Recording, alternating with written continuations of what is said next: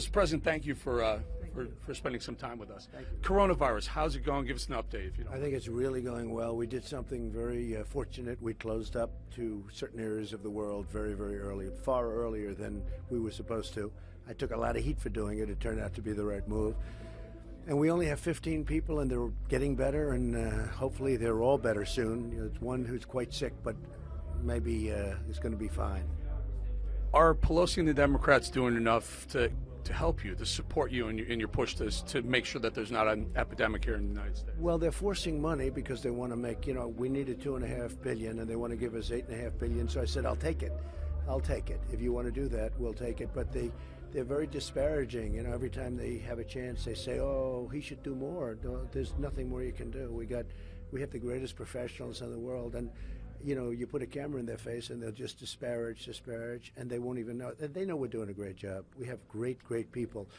We're prepared for the worst, but we think we're going to be very fortunate. There's a headline in the New York Times, opinion editor, but nonetheless New York Times, who said it's a Trump virus. Well, I've known her for a long time, and stone cold loser. This woman is just a woman that is so untalented. And they want to write, that's the New York Times. I call it the failing New York Times. Before I ran, that paper was going out of business, and it'll go out someday in, let's say, 5 years or so, and when we wrap it up. But the country is doing really well. We got hit by this unexpected situation from China, and it'll all work out. It'll all work out fine. You're in South Carolina, big primary coming up. Tell us about South Carolina and the Trump vote.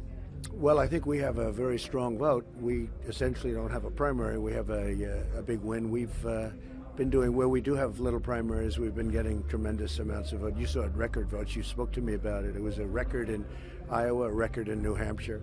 So we're really sort of observers a little bit here, and we just hope that the best person wins, and then we're going to take the best. Any predictions?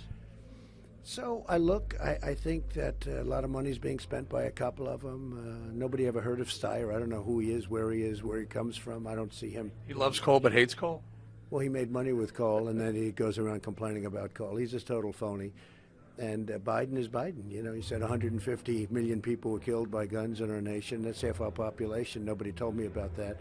If I ever said that, they'd run me out of town. I'd be gone. He's lost a few steps, I think, Mr. President. He can't figure out his numbers. Sometimes he can't even figure out what state he's in. I don't quite get it, but whatever. 6 times with the wrong states. You do that, that's game-changing. It's a pattern. But not for him.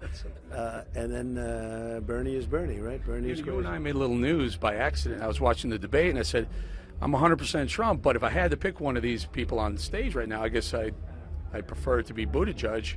You retweeted me, and it went kind of viral. I think I'm sorry to do that to you, but maybe it helps. I mean, it's good. Your career can't get any better, so I'm not worried about that. Mr. President, final question.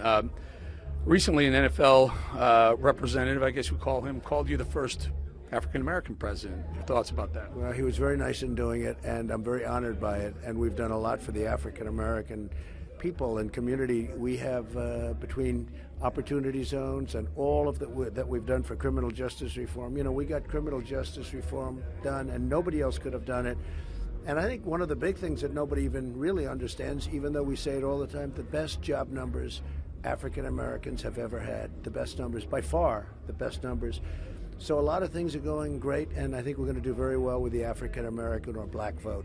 You're a very busy man. We appreciate you taking some time to join us on Sinclair America this week. You've been a friend of mine for a long time. Mr. President, thank you so much. Thank you very much, Eric. Appreciate it.